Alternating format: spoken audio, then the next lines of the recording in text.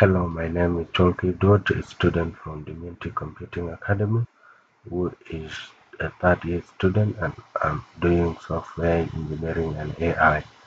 In this video, I want to take you through a more deep learning model training. Here we begin. I'm using Google Colab as my Jupyter notebook, and the model which I'm training it has been named as Sign Language Digital Dataset.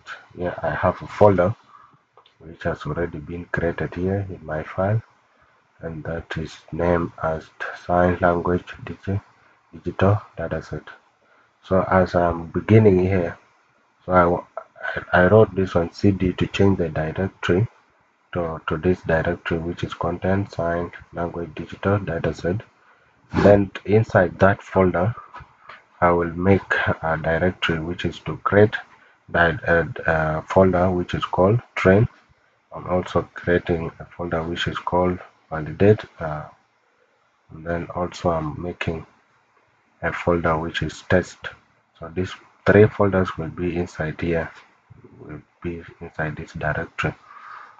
Now as I'm there in that directory, I will also create another folders uh, in this directory which is sign language digital dataset. I'm creating these 10 folders from 0 up to 9. Yes, and this command said move. You move these all folders into a train folder. There will be a two because we are going to train this model. So I'm moving all these folders into the train folder. Now after that, you will change the directory. Change the directory to valid or to validate. And then make another 10 folders the same name, which is 0 up to 9, using those names as folders name. And then go back again, change directory to test folder. Also make all these folders from 0 to 9 as the name. You are seeing the errors here because I've run it twice. It's supposed to be run one, and this error has no effect. Now here I want to make a loop, and this loop or this coding is not a Python code. This is a bash programming, which is Linux. So this is why it is said bash. So I'm telling this to compiler to know that I'm not running a Python code, and this is why I'm beginning here. So from there I will change the directory, which is change the directory to content sign, then language to digital dataset, then train. So it will goes into this folder or this directory, and when this directory does not exist, it will not give me an error, and this is why I'm saying exist. So it will go and look for this folder. When the folder is not there, it will just exist without showing any error. Now, and here is our loop. This is a loop which says for I is equal to 0, then I less than or equal to 9, then I plus plus increment. So the condition is from 0 to 9, and then when it has reached 9, uh, the loop will not go beyond uh, any digit which is greater than the 9. So it will be from 0 up to 9, which are the folders which I have. Then do, if this condition is satisfied, then create a variable which is equal to this location. Find, this is the location of the folders which are from 0 to 9. Then find the folder which is type F. Find the folder which is the folder where the variable or the location of this file is. Then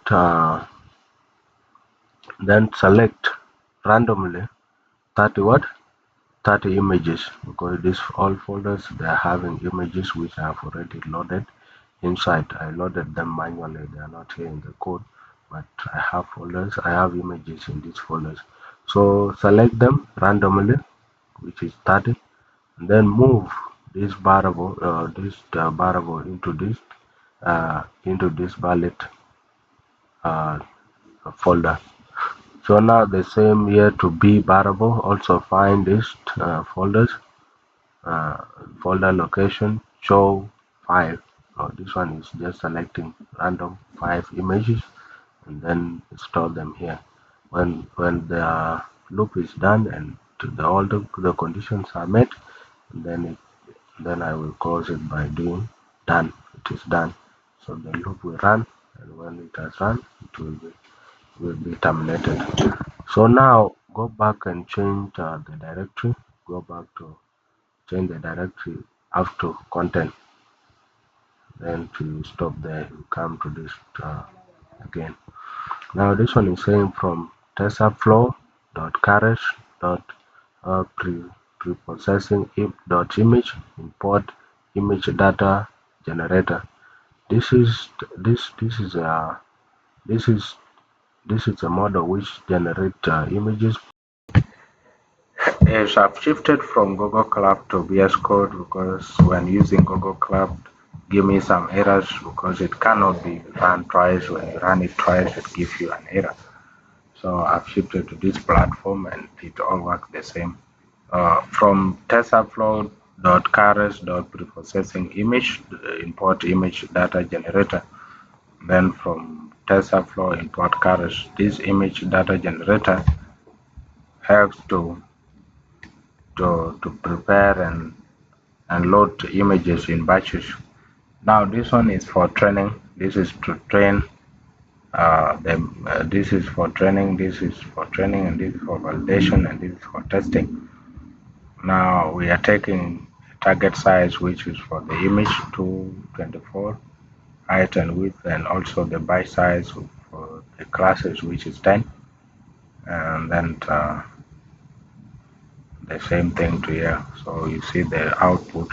You found 1,712 images belonging to 10 classes.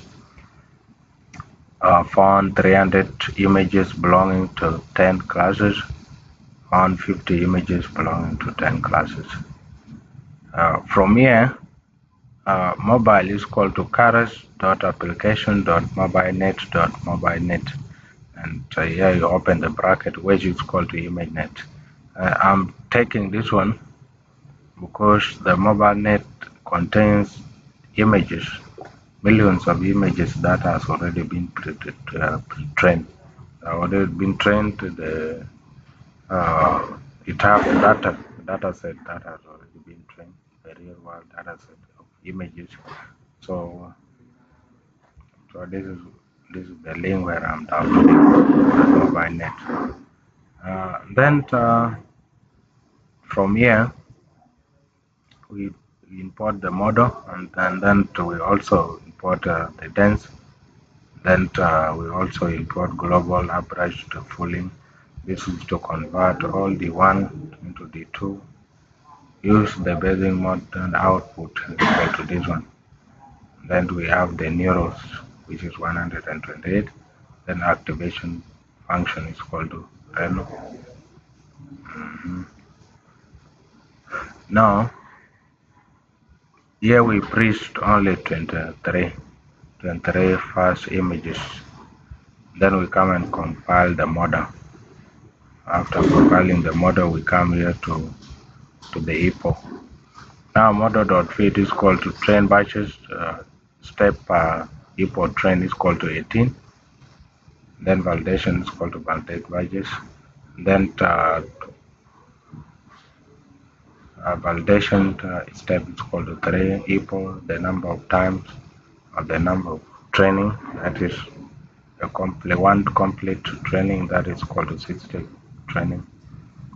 So then now look at this first epo. We have accuracy of 59% and we have a loss of 1.2%. We have a val accuracy of 0.4%, a val loss of 2.2%. Now what do you notice from here? As you see 81 as an accuracy, it means that the accuracy is increasing. the loss is reducing because it has come to 0.6%, the same to this one. So look at the third epoch, it also increased to 87%. Even this one increased to 89%, 95%, 93, 92, 91, 93, then 95, go all the way down to the last epoch, which is here. The last epoch got to 99%. Let's talk about this accuracy. This is a very high accuracy for the model to have. Why? Because almost 100%. It means the model has learned very well. So, and this is what we call overfitting. It has learned too much of the data or the data set. So the advice is, or the recommendation is that training data have to be increased, or the model should be trained on a large data set in order to have a very good accuracy, not as on overfitting. The last one is to compute it on confusion matrix. So where we have the folders which are here, and we will be plotting this one. This is from 0 to 9. Then the actual value from 0 to 9. This is the one which is on the diagram are the predicted values, and then we have the title which is confusion matrix. Now this is what it predicted in class 0. It has 5. Class 1 it has 4. Class 2 it has 5. Class 3 4. All the way up to class 9 equal to 5. When you add all these four predicted values, instead of having 5, 5 out of 5, 5, the rest are having 4, 4, and 3. When you combine this one, or when you add, you will get a total of 50. You are supposed to get a total of 50, which is the total, but here we are getting a total of 60, okay, 46.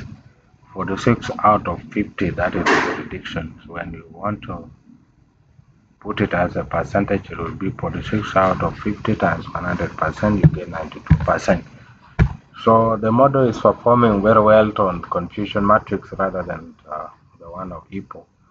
Getting a 92% is a good accuracy. It means it has not been overfitting on the last one. So up to this far, thank you so much for attending.